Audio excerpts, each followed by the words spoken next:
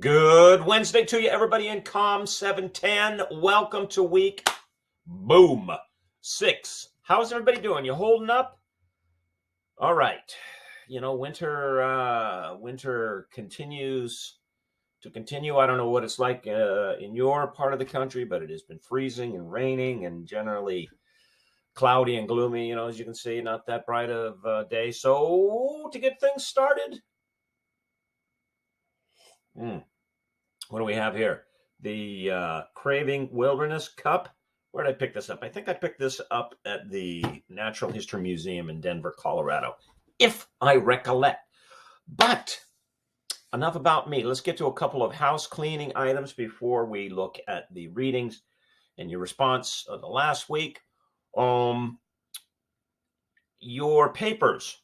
Remember, part one, we're not doing two papers. Part one are due this February 20th. In the assignments folder, I've had a couple people email me already and say, where do our papers go? Right there in the assignment folders, okay? Just in the assignment, I guess it's called assignments in that folder. You know, the link over on the left side where it says research project design sheet for part one. Just click on the red link. That's where you upload, okay? So, you know, you got about 5 days from now. Today is Wednesday. The 20th is this Monday. It's due by the stroke of midnight. All right. Any last minute questions? You should be well into the writing process and even really into the rewriting process by now. Email me, but I think you probably got it from here. Coming soon, the end of this week, I will hand out, or end of this week, beginning of next, I will hand out the assignments for your second presentation. I want you to be focused on those papers. All right. I want to re-emphasize the importance of this. Please, please, please make sure that you follow the directions, and that includes uploading your video presentation to YouTube. Some of you on this last one, you did PowerPoint presentations, and that's not what the instructions are asking you for. Now, it's not that there's something inherently wrong with a PowerPoint presentation per se, all right, but the method to the madness of this exercise is to get you in a visual presentation mode. Part of what we're doing here is sort of a parallel exercise within the class is to get you thinking about presenting your work. So since I can't conjure up a conference that you're going to be at, this is our own little mini conference, and we're all here as your attendees. So it's important that you use a video. I'm not, I don't know what your access happens to be to technologies, so I'm not particularly insistent on what the camera is, but think about camera angle. I mean, as a general rule, don't film yourself from down here, like this. We want to see your face, not the inside of your nostrils. All right. And make sure then, number two, in terms of the purpose of these presentations, this is a class in communication in a global environment. If you do not know, if you don't know already, you must know how certain global communication tools work, like YouTube. I'm not saying you need to go on to be a YouTuber. I'm getting ready to do a writing workshop at the University of Missouri, and part of my preparation, it's a week block, and I'll have some advanced writers in an intensive writing program, and not all of them that are in there want to be writers. Some of them there are just for the class credit. Okay, fine. Part of my preparation, part of my communication to them is you need to learn how to write, but you don't have to go on to be a writer. You need to learn how to use these tools. You don't have to go on to be a lifelong content producer. So spend a little time with it. Okay, you can do it.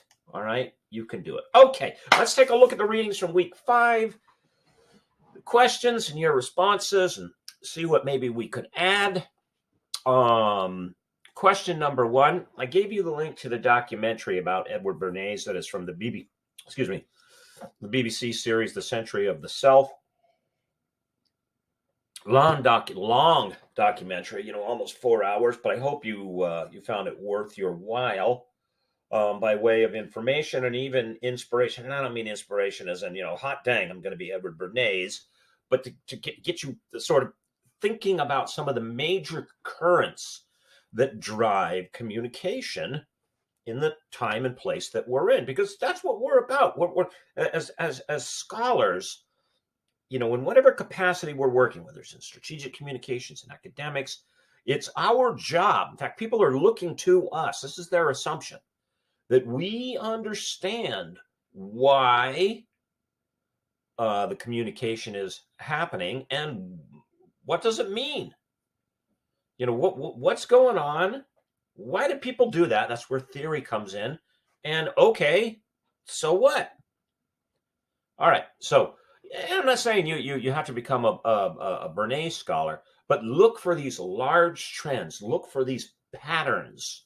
I know, especially in graduate school, when you're trying to cram, you're trying to cram a lot in. You get very focused on the trees, because I got from class to class. Well, I got to cut this one down, and I got to cut this one down. Okay. Every now and again, step back and take a look. Notice the forest. Look for the patterns in communication.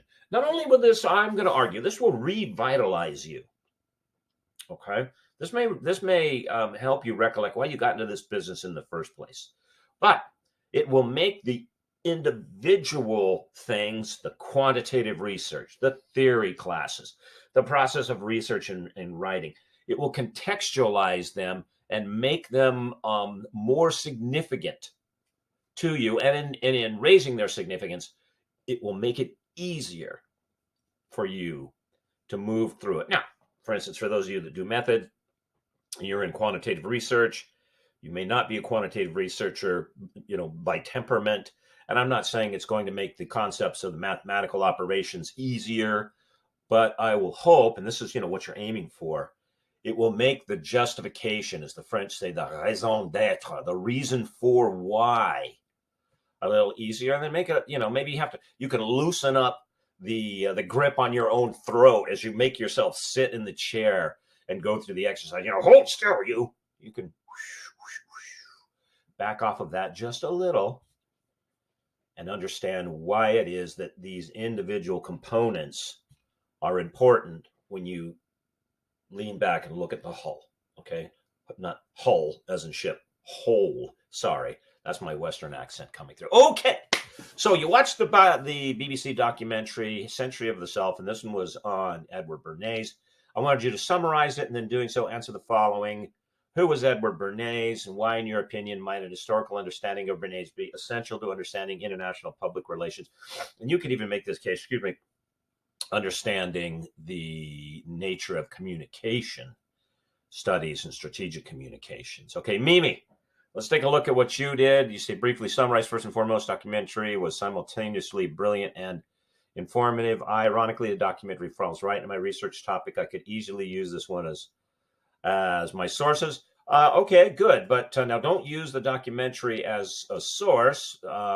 Use it as a means by which to lead you to scholarly and peer-reviewed sources.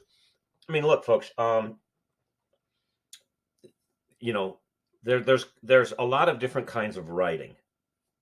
All right. And all writing, I'm glancing over for a book. All writing is valid writing. Okay. And I encourage you actually to try your hand at different forms of writing, personal narrative, poetry, fiction, if you like. I don't write fiction. I don't know. I was thinking about it the other day in conjunction with getting ready and preparing for this workshop. And I thought maybe the way I should write fiction is I'll write something based on an experience that I had, and then just go back and change all the pronouns from I to he, she, or whatever. But each writing, each genre, if you will, has its structure and its expectations. And in academics, one of the primary expectations is that evidence is peer reviewed and from scholarly sources. So, for instance, magazine articles, they're not evidence. Now, they can be, you can use them to indicate that something might be going on out there, or that folks are aware, or this is creating a buzz, an awareness, a reaction within the public. But as to what that reaction is and how far that buzz goes, well, that's where you need to turn to the scholarly sources. I'm sorry I'm getting off track here, but this is an important point. It just it just rubs me still. It shouldn't. I shouldn't be surprised by this. I shouldn't be surprised. But when I flip open the news and then the headline goes blah blah blah, somebody I mean, just something so banal. Someone spilled wine on their wedding dress and it went viral. Okay, what does that mean? That is such hype. Or Twitter blew up. Sometimes I wish Twitter would actually blow up. Cut the metaphor. Okay, but see, you cannot rely on resources, magazines, documentaries, Twitter, tweets, Snapchat posts that are driven by hyperbole as evidence. So beware. So this can be a gateway into stuff. That's fine. Don't use it as source evidence. Okay, Mimi, let's go back to that. Edward Bernays is the nephew of Sigmund Freud. He was fascinated by his uncle's theories, human behavior, by deep emotional yearnings. Bernays created a vision of the future world where the consumer was king. Or maybe, he created a vision of the future world in which the consumer thought he was king and she was queen, but really they were pawns. Very, very much so. According to the documentary, he visited the World's Fair in New York. He called it Democraticity, one of the earliest and most dramatic portrayals of consumers, democracy, society, needs, desires, etc. Okay, good summation. I mean, that's, our main job as communication scholars is not necessarily ingestion, but processing. All right, so what did you think, Mimi? In my opinion, historical understanding of international public relations is essential because as responsible and sharp citizen, you have to know the psychology behind the systems that are put into place. In other words, messages and advertisements are there to grasp your mind and your innermost hidden desires, control the consumer's minds. Okay, excellent point. And just blatantly manipulative.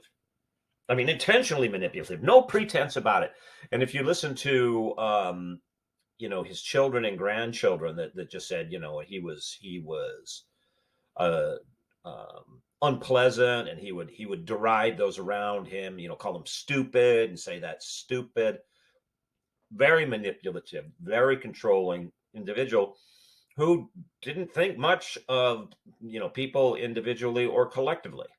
Okay. This becomes the template for the structuring of not only public relations, but the core of communication. Bear in mind that the communication that any of us, you, me, especially if you were born after, say, like 1970, all right, that the communication that you have been most exposed to is that of commercial communication. By way of consistency, that is the same sort of thing over and over and over. And I don't mean the same ad for the same product, but the same process over and over and over, whether it's overt commercials, whether it's ads, whether it's, they're online or offline, pop-up or in print, whether it's film as commercial product placement, on and on and on. We are saturated with it. You've gotten more exposure to that communication form than you have formal education in just terms of total hours. That's going to have an impact. Okay.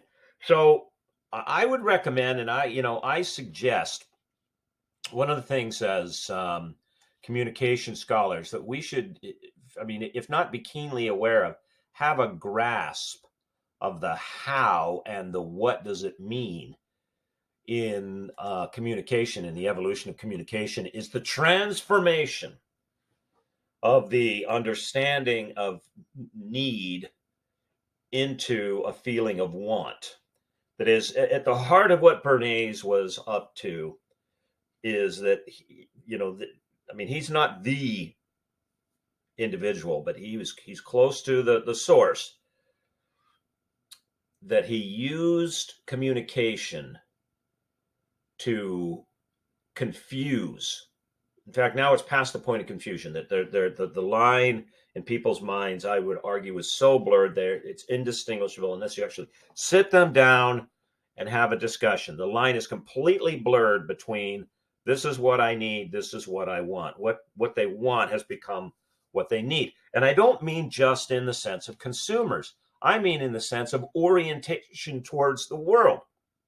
This drives communication, both in what goes out and in what's perceived that comes in.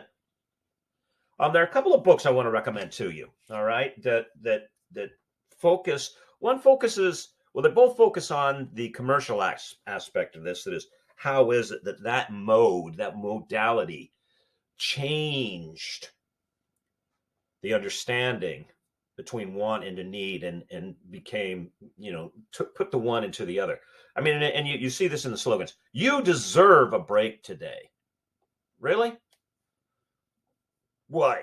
And why does that include a 3,000 calorie, highly fat saturated, insulin spiking, glucose dousing Big Mac meal?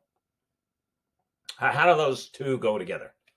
Not quite sure. But anyway, so two works, they both look at this commercial process, but they talk about how the use of the commercial process to reshape these fundamental understandings of our relationships between each other, that is need and want, have altered communication between us here. And they're specific here to the United States. The first one is William Leach's Land of Desire.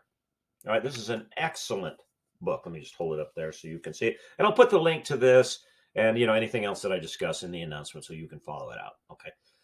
Land of Desire, and I think the subtitle is Merchants' Power and the Rise of a New American Culture. And he goes back into the 19th century. Let me just read you the back jacket. Beginning in 1890, America was transformed into a nation of consumers.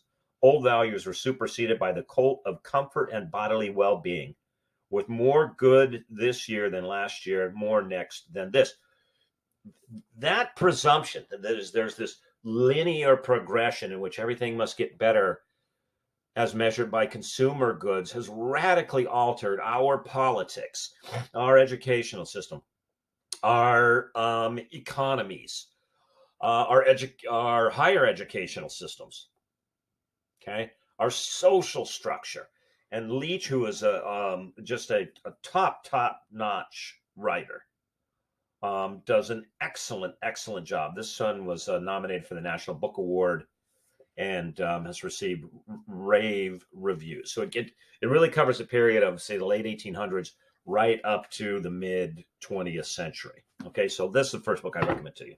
Secondly, and those of you who've had me before, you've probably heard this one before, but if you haven't got it, you got to get yourself a copy of Marshall McLuhan's The Mechanical Bride. Okay? Mechanical Bride, Folklore of Industrial Men. Okay, so in this book, McLuhan, Marshall McLuhan, a great communication scholar, he assumes that he published this in 1951. He assumes we are already in the grip of this transformation, that is the movement of an understanding of need to want. So this is many years after Bernays. Okay, so he's not looking at this historically. What he is after is he's saying, whoa, time out. What is this doing to us What is this transformation doing to us as a people? And he's concerned specifically about two things. Number one, that there is now a dedicated, well-funded, well oiled industry working around the clock to, first and foremost, not necessarily inform you about a product or a process, but first and foremost, to rile you up emotionally, to put you into a constant state of emotional disruption, doubt about your self-image, about how it is that others see you, about your value, and then suggest a product, their product, or a process, their process, as the remedy for that psychological disruption. Understanding, well, I mean, you don't like, oh, okay, I get this, but it being understood that relief that comes with the consumption of the product or process will last only long enough until the next time that you're riled up. That was the first thing that concerned him. And then the second thing was that there was such a saturation of ads, post World War II and leading into the 1950s, that McLuhan said, hey, they're rewriting our folklore. They're rewriting not only what is art, but they're rewriting the stories that we tell ourselves about ourselves to make sense of ourselves to ourselves. I know that's a mouthful, but think about it. The stories that we tell ourselves about ourselves to make sense of ourselves to ourselves. All peoples have folklores, and folklore is extremely important, right? It's where a culture rests its values. And within cultures, there are common folklores, and then there are pocketed folklores, right? So you'll have different communities that have different stories about themselves to themselves, right? McLuhan is making the argument, and I think he was absolutely correct, that this nonstop consumer blitz is obliterating the stories we used to tell ourselves about ourselves, the moral of the story that we would draw on to say, this is virtuous behavior, this is vice. This is, the virtues that you should cultivate. These are the sins you should avoid. That's being wiped out and being replaced by, this is what you should wear, this is what you shouldn't wear, this is what you should eat, this is what you shouldn't eat. This is where masculinity comes from, this is where femininity comes from. That's why this book is important. It's not an historical overview. If you're looking for that, you'll find that in Land of Desire. It's rather a sort of a very focused look at a particular span of time in a particular place. Okay. All right. Question number 2. After you watch the documentary, what was Ewan? What is it that he meant when he said, it's not the people that are in charge, it's that the people's desires are in charge? Okay. Some of you took a poke at this, and you said, well, I think what that means is, and that wasn't the question. The question is, within the context of the documentary, what did he mean when he said that? So, Derek, let's take a look at you. When Ewan says it's not the people who are in charge of the people's desire in charge, he's speaking about what he believes is the illusion of democracy. His view was that the public was not active participants in government, but rather they are consumers. When the viewing population as consumers, the government's goal is to feed them what they want. Okay. Now, you can believe this, you cannot believe this, you can accept this or not accept this, but let me give you a current example to consider. Okay. So we have these things floating over the United States as of late, that they're shooting down balloons. And if you listen, and for those of you who've had me for courses involving media, especially, we spent a lot of time with this, but we talked about this already in this course. Listen for the frame and the framing, that there are certain news platforms, agencies that are more aligned with this current administration than others. And for those that are more aligned, they keep floating out, no pun intended, the story that these are UFOs, or they could be UFOs, or they could be aliens from another planet. Right? Well, they're not aliens from another planet. Whatever these things are, they're lighter than air, which means they can't get out of the atmosphere. Right? Because once something gets up out of the atmosphere that's lighter than air, it explodes. All right, because of lack of pressure minus the atmosphere. So these things are balloons. Okay, so the question is, where are they from, and how long have they been hovering and flying and buzzing around our airspace? And what are they doing there? All right. Well, that could be a very uncomfortable question. Now, these things could be have gone on for years, decades. But now, for this particular political administration, this is a very uncomfortable question. So, is it much easier to feed the people questions about space aliens than it is to answer questions as to why surveillance balloons from other countries are hanging over our country? Maybe so. Okay, but that's exactly what the quote was getting at. Okay, question number 3. Consider Molendez and Laskin's literature review. This is chapter 16. From that chapter, select 2 sources and the author's review and discuss the following for both. Why do the authors select the sources in question? What do the authors have to say about the sources? How well, in your opinion, do the authors review present sources? If you can access the source of the author review, skim read it, the original source, and assess how well the author handled the sources. Okay. Now, some of you may have been wondering, because we have these questions about Bernays and PR, and then this question seems to sort of come out of left field. All right. Why? All right. It is imperative for you that you learn how to do a proper literature review. The 2 sections in papers that I find, at this stage that we struggle with the most are the literature review section, and then the methodology section. A literature review is not a collection of your thoughts about various articles or a summation of what the article said. This article said this and this article said that. That's not a literature review. All right. So for this upcoming paper, for instance, the first thing that you need to do is an introduction. Okay, what are we doing here? And then the second, which is the real meat and potatoes of your research paper, is a literature review that contains an appropriate number of articles. Okay, this is the sets the table, the sets the stage, whatever metaphor you like, or simile, metaphor, I guess it is.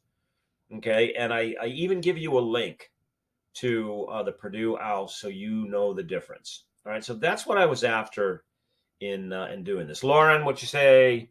You say Wakefield Lemons Public Relations in the multinational organizations, and then you look at Heather G. Vasquez, Handbook of Public Relations. Yeah, these are what you selected. The authors quote that Wakefield directed their literature review directly in order to highlight challenges of today's global public relations, source 2, et cetera, et cetera. Okay.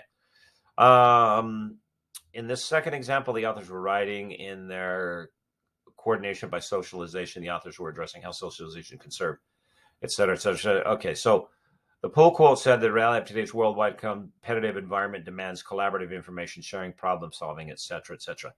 Again, I think this point was in line with a specific portion of the research that highlight the benefits of collaboration and coordination as above. Since it was a direct quote, I think it was a fair representation of the work. Okay, good. Okay, so that's why I put this question in there. I want you to carefully, I guess deliberately is the word I'm looking for. Think about the importance of your literature review and how it's done. Imitation is can be very helpful. So if you're not sure, pull up an article and read its literature review. I don't mean you imitate the sources, you repeat the citations of the sources that the article uses.